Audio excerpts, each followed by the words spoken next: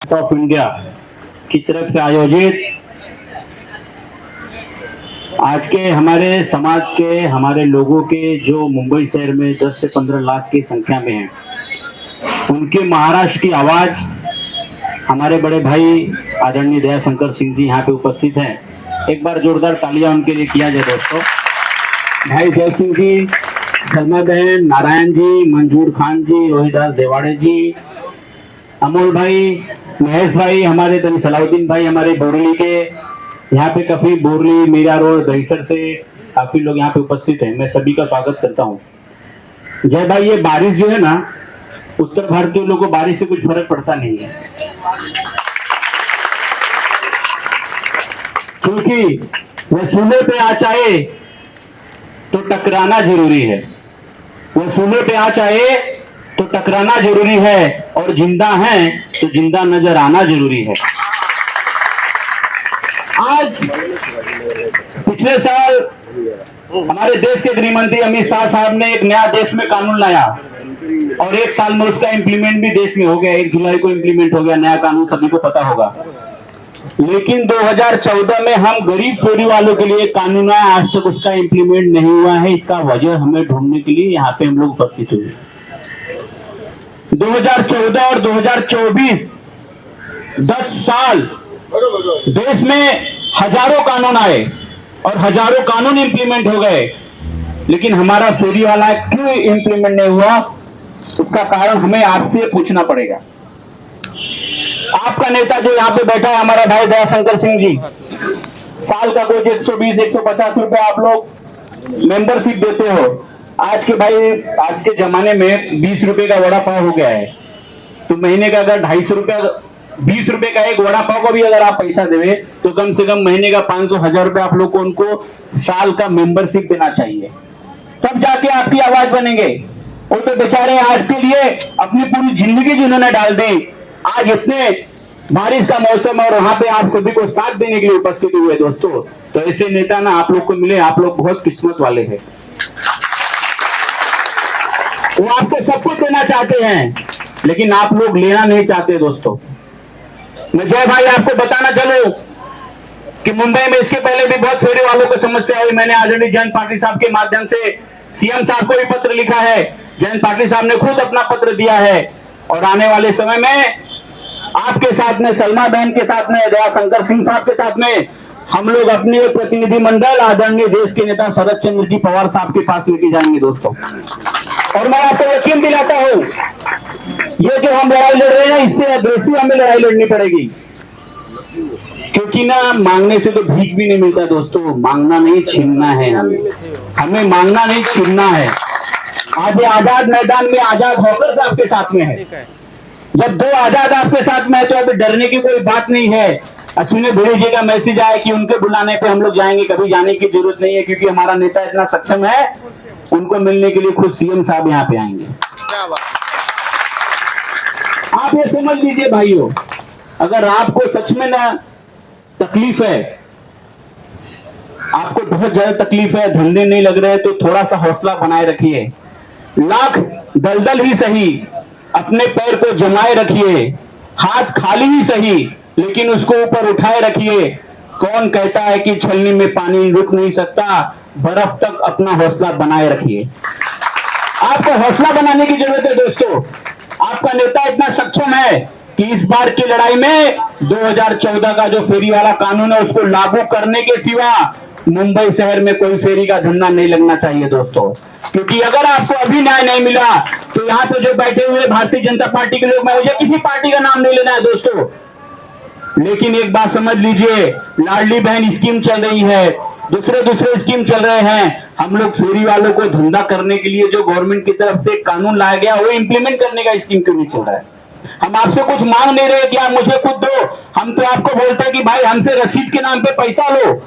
जो हफ्ता वसूली हमसे होती है, उसकी जगह आप रसीद में हमको लीगलाइज तो करो। आप जब तक लीगलाइज नहीं होगे, आपको लीगल फॉर्मेट में जब तक आप नहीं आएंगे, तब तक आपको तकलीफ होती रहेगी दोस्तों। और अभी नया मुंबई जो बोलते हैं मीरा रोड, अभी यहाँ पे समझ लीजिए, वहां की एक विधायिका है, आदरणीय गीता जैन मैडम बहुत अच्छी हैं, बहुत समझदार हैं। उन्होंने चुनाव लड़ा, पक्ष जीत के आई। क्यों मालूम है जीत के आई? कि उन्होंने लोगों को वायदा किया था कि मैं फेरी वालों को सब कुछ दूंगी, उनको धंधा दूंगी, उनको घर दूंगी, उनको पैसा दिलाऊंगी, सब कुछ करूंगी। और आने के बाद उन्होंने क्या किया मालूम है? जैसे आप सभी को मालूम होगा, भस्मासुर जिसने ताकत दिया ना उसको भस्म करने के लिए चले जाते हैं। तो उन्होंने सबसे पहला कोई काम किया जो देश में चल रहा है, अमीरों को साथ और गरीबों को लात। उन्होंने वही करने का काम किया दोस्तों। जो बड़े बड़े करोड़ों के दुकान लेके बैठे, उनको दुकानों को सजाने के लिए 10-10 फुट उन्होंने आगे इलीगल बना के रखा है। उसको बचाने के लिए हमारे गरीब भाइयों फेरी वालों के ऊपर उन्होंने लाठीचार्ज करने का काम किया, लोगों में जेल में डालने का काम किया। और इस बार 2024 के लोकसभा विधानसभा के चुनाव में उनको सब हराने का काम हम लोग करने वाले दोस्तों। ये जो आपने छाता खोला, ये एक उम्मीद की छाता है दोस्तों। और यही उम्मीद आपको बरकरार रखना है कि जब तक बारिश होगी, तूफान आए, कुछ भी आए, लेकिन हमें अपनी आवाज को महाराष्ट्र शासन तक पहुंचाने का काम करना है। क्योंकि महाराष्ट्र सरकार चाहेगी आपको देना, हमारे नेता जयशंकर सिंह के अगर चाहेंगे आपको साथ में देना, तो मुझे लगता है फेरी वाला धोरण जरूर महाराष्ट्र में लागू होने का काम करेगा दोस्तों। आज बारिश का समय है, आप लोग भूखे प्यासे आप बैठे हुए हैं, कुदरत भी आपका साथ दे रहा है और आपकी सब्र का इम्तिहान ले रहा है कि मैं बरस रहा हूँ। ये देखो इसमें से कितने लोग मेरी बरसात को झेल सकते हैं। और मुझे पूरा यकीन है कि हमारा मुंबई का फेरी वाला, हमारा महाराष्ट्र का फेरी वाला अपने मार्ग में अड़िग है। उसको कोई भी दुख तकलीफ दूर नहीं कर सकती, उसको यहाँ से कोई हटा नहीं सकती। जब तक आज हम लोग का फैसला नहीं होगा तब तक यहाँ से कोई हटने का काम नहीं करना है। अपनी उम्र जो थी 21 साल की, गांव से भाग के आए थे यहाँ पे अपनी नसीब आजमाए। जो चाहा वो मिला नहीं, लेकिन मिला तो सिर्फ फुटपाथ। आज फुटपाथ मेरा माँ बाप सब कुछ है। फुटपाथ वर्ल्ड रिकॉर्ड हुआ है। सही बोला भैया ने, सर ने सही बोला कि मैं नाच नाच के दाबेली बनाता हूँ। कुछ करना चाहिए हट के यार। दाबेली तो सब लोग बेचते हैं, वड़ा पाव सब लोग बेचते हैं, भाजी सब लोग बेचते हैं, लेकिन कुछ हट के होता है तो उसका नाम होता है मेहनत, लगन अपनी होनी चाहिए। तो फेरी वाला संगठन समिति जिंदाबाद। बोलोगे कि मैं सब नहीं बोलूं नाच नाच के? अभी नाचा नहीं हूं। फेरी वाला संगठन समिति, बहुत बहुत आभार व्यक्त करता हूं संगठन समिति का। और हमारे जो भी ये समझ लीजिएगा, जिसको नहीं समझना वो अपना समझ लेगा भाई। मैं पूरा नहीं बता पाऊंगा क्योंकि मैं भी थोड़ा बहुत पढ़ा लिखा कम हूं। भले वर्ल्ड रिकॉर्ड है तो क्या हुआ। तो हमारे यूनियन के सभी लोग जानते हैं कि भीष्म पितामह जिन्होंने ओहो लड़ाई किसने लड़ी, जो मंच पे विराजमान है बाबू आदरणीय सम्मानीय, कितना भी इनका नाम लूं वो मेरे लिए कम है, बाबू दयाशंकर सिंह जी। उनके लिए जोरदार प्यारी ताली होनी चाहिए साथियों। ये भूख पेट की है। हमारा धंधा चालू है, लेकिन मुंबई शहर में कुछ धंधे ऐसे हैं जो बंद है, कई महीनों से बंद है। उनका भूख यहां नहीं दिमाग पे है। आग का गोला बनेंगे तब आप लोग इनका प्रस्ताव पास करोगे, तब ये लाइसेंस दोगे। मैं पूछना चाहता हूं बस अधिकारियों से, क्या कोई मन मरा जाए तब हमको आजादी दोगे? कब दोगे? हम यही आज अपनी मांग पूरा करने आए हैं। आज फेरी वाला संघ समिति परेशान है, हम परेशान है, आप परेशान है, हमारा धंधा लगता है। है, बाकी लोग का धंधा बंद है, उनसे पूछो उनका खर्चा कैसा चलेगा। वही ना भाई, वही ना भाई। भैया लड़ रहे हैं हमारे जय भाई गुरुमत सावंत जी, सभी का मैं नाम नहीं लूंगा क्योंकि सारे लोग नेता हैं। और ये बड़ा मंच है, ये यूनियन बहुत बड़ी यूनियन है। हमने रात दिन काम किया है, हमारा धंधा बंद है, सही में बंद है। बाकी सारे धंधे जो गद्दार है वो हरामखोर धंधा चालू किए हैं। साथियों ये ठीक नहीं है। लंका में कब डंका बजा था आप लोग बता सकते हो? रुको मैं बोलने दो भैया, मैं चुप नहीं रहूंगा। ये भूख यहाँ तक चढ़ चुकी है, अब तो अपने आप को जल जला लूंगा या मार डालूंगा। मीडिया से बोलना चाहता हूँ, मैं परेशान हो चुका हूँ। गाड़ी आती है, भागो, किल लगाओ, भागो लगाओ। अरे हमारे पास क्या प्रूफ है? हम पात्र हैं तो भी हमें घोषित करते हैं पात्र हो। हफ्ता मांगते हफ्ता, लेकिन मैं हफ्ता नहीं लेता हूँ। तो लंका में डंका कब बजा था? जब राम की सेना तैनात थी तब डंका बजा था। बहुत बहुत धन्यवाद। दूसरे मीटिंग में फिर बोलेंगे। जय हो, जय हो, जय हो। नहीं, हमारी न तो बोनस की मांग है, न पगार बढ़ाने की मांग है। जो माननीय संसद ने जो 3/3/2014 को अपना कानून बनाया है फेरी वालों के लिए, उसी को लागू करो, यही हमारी मांग है। इसके अलावा हमारी कोई मांग नहीं। देखिए, ये ज्यादातर फेरी वाले तो मुंबई के ही हैं, लेकिन चिंचोड़, जलगांव और पुणे बहुत जगह से सक्रिय कार्यकर्ता लोग आए हुए हैं। और मेरी समझ से महानगर पालिका ही नहीं, सारी पालिकाएं फेरी वालों के साथ ज्यादती कर रही है और पूरे महाराष्ट्र की लड़ाई अब हम लोगों को लड़ना है। देखिए, 9/9/2013 को माननीय सुप्रीम कोर्ट ने आदेश दिया था कि भारत देश के जितने फेरी वाले हैं सब संरक्षित हैं।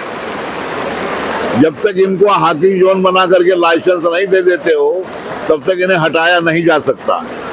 लेकिन उन्होंने साथ में एक आदेश और भी जोड़ा था कि हमारा आदेश तभी तक प्रभावी है जब तक कि संसद कोई कानून नहीं बना देता है। इसके बाद ही 3/3/2014 को माननीय संसद ने जो पॉलिसी थी 2012 की, उसको पास किया है।